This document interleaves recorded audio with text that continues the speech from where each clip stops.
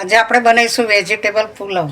એના માટે આપણને જોઈશે ફ્લાવર, બટેકા, બોઇલ કરેલા વટાણા, તજ, તમાલપત્ર અને લવિંગ, ટામેટાં, લીલા મરચાં, ગરમ મસાલો અને બનાવેલો ભાત. છૂટો ભાત આપણે બનાવ્યો. મસાલામાં આપણે મીઠું, ખાંડ, હળદર અને મરચું અને વઘારમાં જીરું અને રાઈ વાપરવાની છે આપણે. હવે આપણે ફ્લાવરને વઘારીશું. પહેલાં આપણે બટેકા નાખીશું અંદર.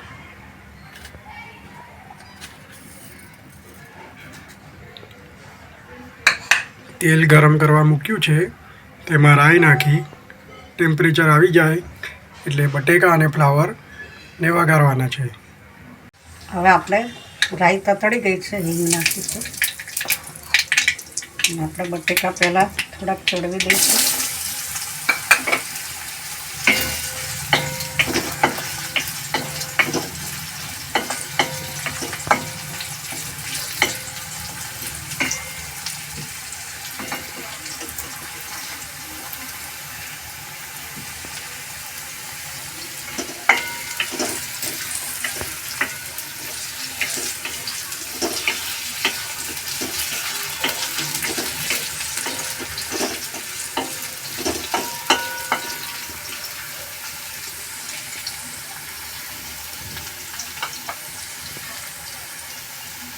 બટેકા કાચા ન રહી જાય એના માટે પહેલાં બટેકા પછી ફ્લાવર.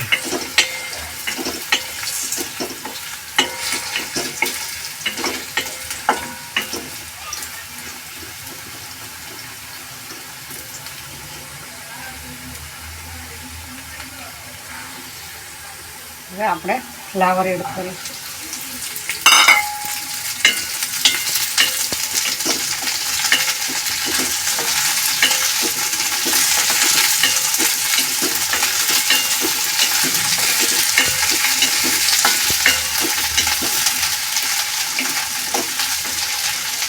હવે આપણે ખાલી પહેલાં એમાં મીઠું નાખીશું.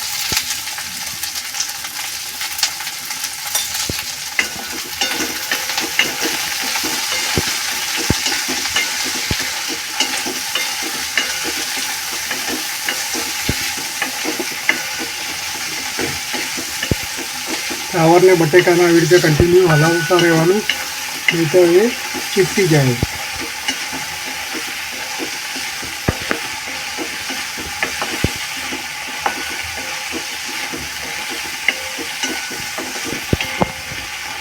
હવે આપણે 2 મિનિટ માટે ઢાંકીશું. હવે આપણે જોઈ લઈશું કે આ બટેકા ચડી ગયા છે.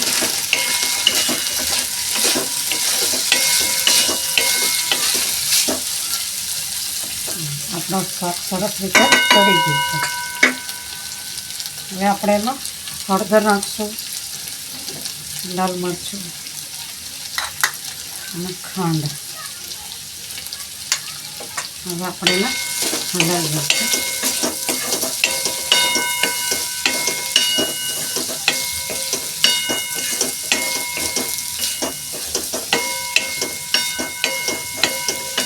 હવે આપણે એમાં વટાણા નાખીશું.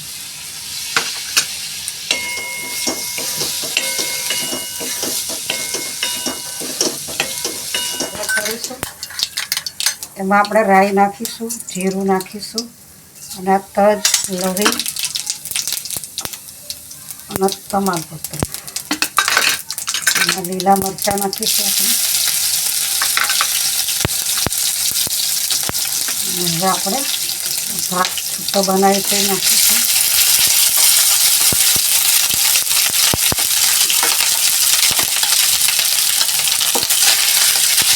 ભાતને વઘારવાનું છે, એના પછી એમાં ભાત બનાવી છે એ ઉમેરવાનું. બરાબર. આ રીતે બનાવીએ ને તો એનો સ્વાદ સારો આવે.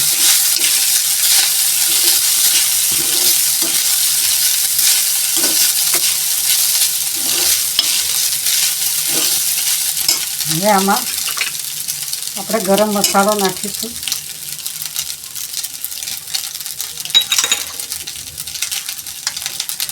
હળદર નાખીશું, લાલ મરચું અને થોડી ખાંડ. ખાંડ નાખવી હોય તો નાખવાની.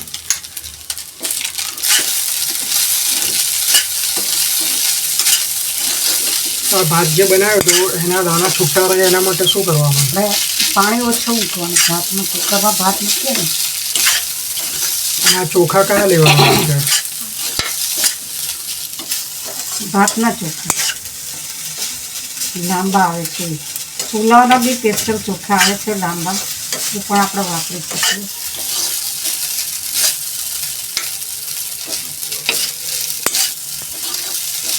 આપણે રેગ્યુલર ભાત મૂકતા હોય એના કરતાં થોડું પાણી ઓછું મૂકવાનું, એટલે ભાત આપણે છૂટો જ બને.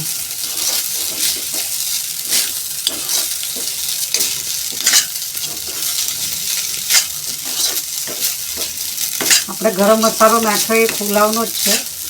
પુલાવમાં જે મસાલા આવે છે, જે વસ્તુ આવે છે એ જ છે એમાં. તજ, લવિંગ, મરી, જીરું, ધાણા એ બધું હોય પુલાવના મસાલામાં. હવે આપણે એમાં વેજીટેબલ નાખીશું. આ બટેકા, ફ્લાવર અને વટાણા જે બનાવ્યા હતા એ આમાં ઉમેરી દેવાના છે.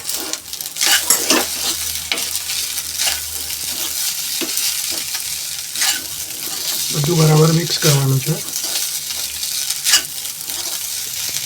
હવે આપણે એમાં ટામેટાં નાખીશું. ટામેટાં નાખી અને ઢાંકી દેવાનું.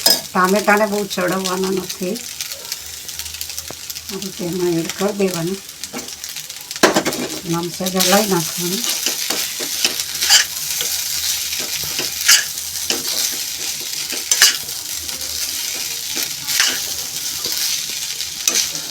આપણો પુલાવ તૈયાર. આ રીતનો પુલાવ બનાવેલો બહુ ટેસ્ટી લાગે છે. આમાં આપણે ગાજર પણ નાખી શકીએ, ફણસી નાખી શકાય. જે ગમતું હોય એવું વેજીટેબલ આપણે નાખી શકાય. આપણે પુલાવનું ગાર્નિશિંગ કરીશું. એના માટે આપણે દ્રાક્ષ નાખીશું અને કાજુ.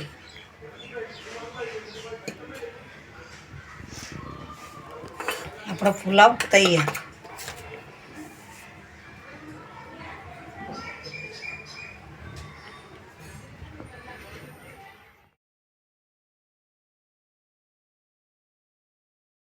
જો તમને અમારી રેસીપી ગમી હોય તો અમારી channel the Bhavsar kitchen and આયુર્વેદાને સબસ્ક્રાઈબ કરો, અમારા વિડીયોને લાઈક કરો, કોમેન્ટ કરો અને શેર કરો.